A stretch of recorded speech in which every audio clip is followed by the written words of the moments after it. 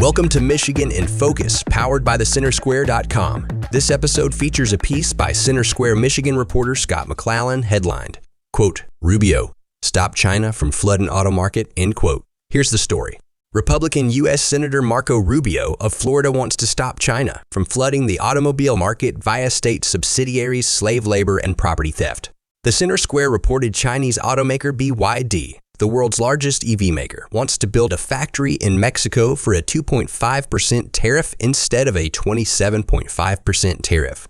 The new factory follows BYD releasing a $14,000 EV in February that some in the industry say could demolish domestic EVs, often $40,000 more expensive. BYD outsold Tesla in the fourth quarter of 2023. The foreign automaker said it produced more than 3 million new energy vehicles in 2023, compared to Tesla's 1.8 million. Rubio introduced 3 bills that he says will protect the American auto industry. Rubio said in a statement, quote, America's existing tariffs, once effective, are now insufficient to counter China's newest strategies.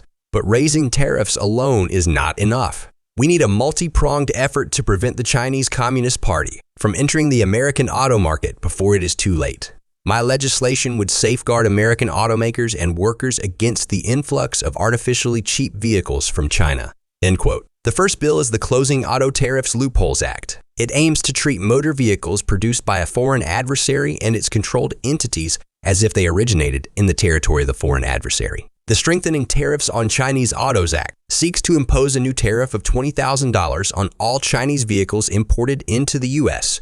This flat tariff would address the disproportionate advantage of lower-end Chinese autos, would not be at the mercy of what an importer claims they paid, and would close the assist loophole, which currently allows Chinese companies to subtract the cost of many inputs from the value of existing percentage-based tariffs. The last bill is the American Subsidies for American Autos Act. Currently, only one of the U.S. programs that incentivize the use of electric vehicles requires that final assembly occur in North America. This legislation would require vehicles to comply with the United States, Mexico, Canada agreements, rules of origin, and labor value content criteria to qualify for any federal electric vehicle program. Listeners can keep up with this story and more at thecentersquare.com. This podcast was made with the assistance of AI technology. Please subscribe, and thanks for listening. Some people would call him a loser. He ran for state office. He was beaten. He started a business. He failed. He ran for Congress. He lost. He was nominated for vice president. He lost again.